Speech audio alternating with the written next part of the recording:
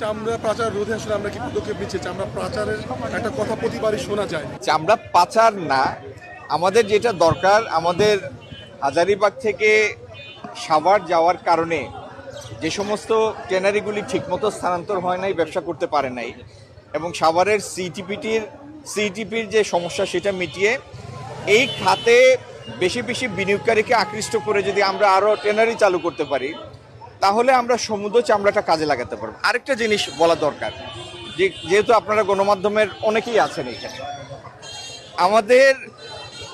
আমাদের ইন্টারভেনশন বা ইন্টারফিয়ারেন্স বা পদক্ষেপ নেওয়া দরকার আরেকটু আগে থেকে।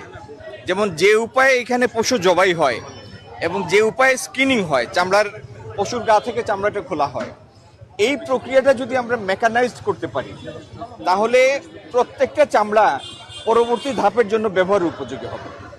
চামড়া খোলার মধ্যে, পশুর গা থেকে খুলে নিয়ে আসার মধ্যে একটা স্কিলের ব্যাপার আছে। আপনি যদি ঠিকমতো স্কিনিংটা করেন, এই চামড়ার দাম বেশি অথবা চামড়াটা ব্যবহারযোগ্য। কিন্তু যদি এটা ঠিকমতো না হয়, তাহলে পরবর্তী ধাপের জন্য এটার আর উপযুক্ততা নাই। তো পুরো জিনিসটাকে সামনে রেখে আমরা একটা কম্প্রিহেন্সিভ প্ল্যান পৌঁছার চেষ্টা করছি। ইনশাল্লাহ জুলাই মাসের মধ্যে চামড়া খাতকে নিয়ে আমরা কি উপায়ে আগাবো তার একটা বিস্তারিত পরিকল্পনা আমরা জাতির সামনে হাজির করব ইনশাআল্লাহ। সিইটিপি এখনো কার্যকর। সিইটিপির যে প্রজেকশন ছিল সেটি ছিল 25,000 কিউবিক মিটার এটার পরিশোধন ক্ষমতা পার ডে, কিন্তু বাস্তবতা হচ্ছে এটি 14 থেকে 17-18 হাজারের ভিতরে এটার ক্ষমতা থাকে, এবং 14,000-এর উপর যেতে হলে ভালো প্রি ট্রিটমেন্ট যদি হয় তাহলে 14,000-এর উপর যায়। এখন আমাদের ওই সিইটিপিটাকে সংশোধনপূর্বক এটার যে ডেফিসিয়েন্সি আছে এটা মিট করে এটাকে 25,000 কিউবিক মিটারে নিতে হবে। আর অন্যান্য যারা এখানে ব্যবসা করবেন ট্যানারির, তাদের দিয়ে ইন্ডিভিজুয়ালি ইটিপি স্থাপন করাতে হবে।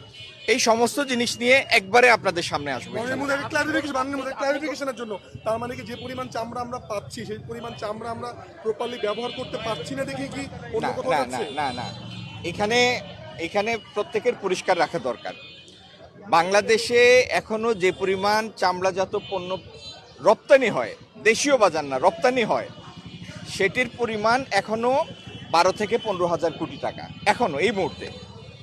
আর এর বাইরে দেশের ভিতরে একটা বিরাট বাজার আছে।